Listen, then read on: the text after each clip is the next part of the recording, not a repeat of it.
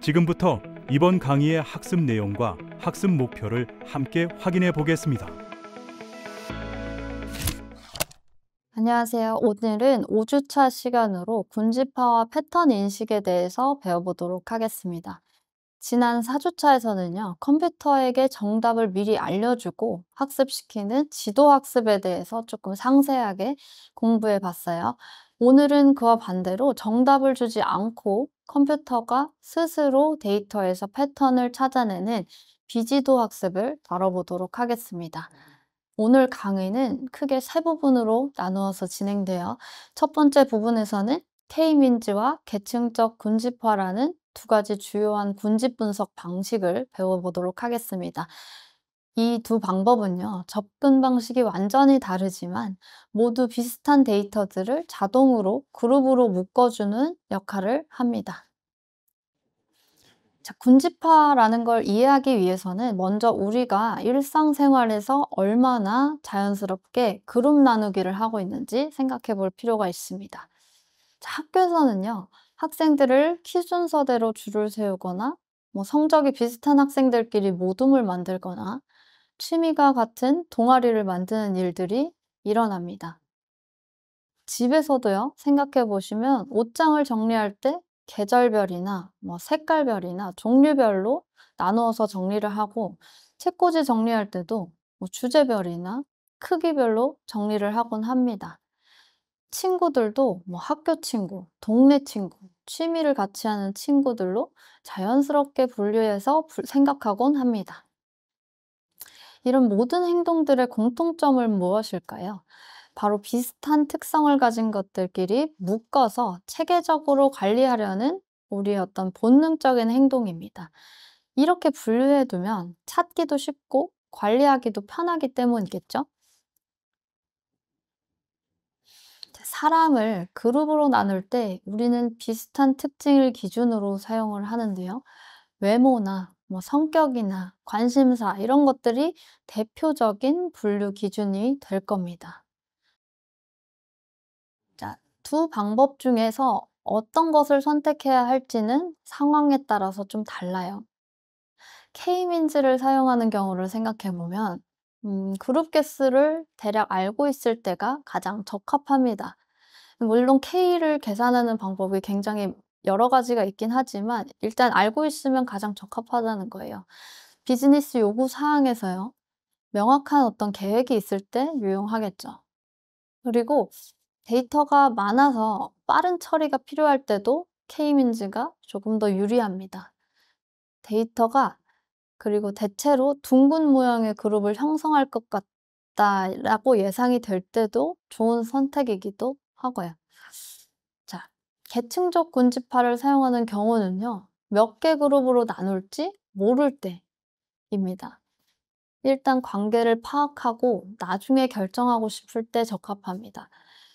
그리고 데이터 간의 관계를 좀 더 자세하게 보고 싶을 때에도 유용합니다. 다만 데이터 양이 적을 때 사용하는 것이 좀 더 좋아요. 너무 많은 데이터에서는 계산 시간이 너무 오래 걸려 가지고 실용적이지가 않습니다. 자, 이런 군집화라는 것에는 사실 근본적인 한계들이 있습니다. 가장 큰 한계는 결과가 항상 의미 있는 것이 아니라는 점입니다. 컴퓨터는 단순히 어떤 수치적인 유사성, 수치적으로 이 점과 이 점이 가깝다, 이것만으로 그룹을 만들기 때문에 실제적으로, 의미적으로 맥락이 없이 의미 없는 그룹이 만들어질 수 있다는 겁니다. 자, 통계적으로는요, 구분이 될 수 있어요. 하지만 해석하려고 했을 때 실질적으로는 차이가 없는 그룹들이 생성될 수 있다는 겁니다. 그리고 같은 데이터라도요, 방법에 따라서 완전히 다른 결과가 나올 수 있습니다. 자, K-민즈로 했을 때랑 계층적 군집화로 했을 때 결과가 다를 수 있고, 심지어는 같은 방법이어도 초기 설정에 따라서 또 다른 결과가 나올 수가 있어요. 그리고 몇 개 그룹이 적당한지, 우리 그것이 판단하는 기준이 명확하게 없다고 했습니다. 이건 결국 사람이 어떤 도메인 지식을 바탕으로 판단해야 되는 부분입니다. 그리고 그 K 값을 정하기 위해서 굉장히 많은 실험을 돌려보고 시행착오를 겪어야 할 수도 있어요. 마지막으로 만들어진 그룹이 실제 어떤 의미인지 그걸 해석하는 것은 사람이 해야 합니다. 컴퓨터는 아까도 말씀드린 대로 수치적인 계산으로, 수치적인 유사성으로 그룹을 만들 뿐이지 그 그룹이 진짜 의미가 있는지, 무엇을 의미하는지는 알려주지 않습니다. 자, 이제 1차 시 내용을 한번 정리해 보죠. 키워드 위주로 떠올려 주시면 됩니다. 우리 목표는 이 알고리즘을 완벽하게 수식까지 이해하는 것이 아니에요. 자, 군집화라는 건요. 정답이 없어도 비슷한 것들을 자동으로 그룹으로 묶어주는 그 비지도 학습의 핵심 방법이라고 말씀드렸어요. 자, 4주차에서 우리가 배웠던 것이 KNN이 있었어요. KNN은 개별 데이터의 정답을 찾기 위해서 그 이웃을 찾아가는 것이었는데, K민즈는 데이터 전체의 구조를 파악하기 위해서 중심점을 기준으로 그룹을 만드는 완전히 다른 목적의 알고리즘입니다. 자, K민즈는요, 중심점을 반복적으로 이동을 시키는 거예요. 그러면서 주로 둥근 형태의 클러스터를 효과적으로 찾아내고, 계층적 군집화는 데이터들을 단계적으로 병합해 가면서 덴드로그램이라는 나무 구조를 통해 데이터 간의 계층적인 관계를 시각화해 주는 겁니다.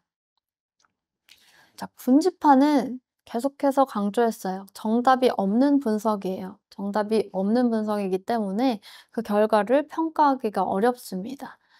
자, 따라서 그 해당 분야의 전문가가 결과를 해석하고 도메인 지식이 필요하다고 말씀드렸고, 비즈니스적인 관점에서 그 유용성을 검증하는 과정이 반드시 필요합니다. 지금까지 배운 내용을 정리하기로 확인해 보세요.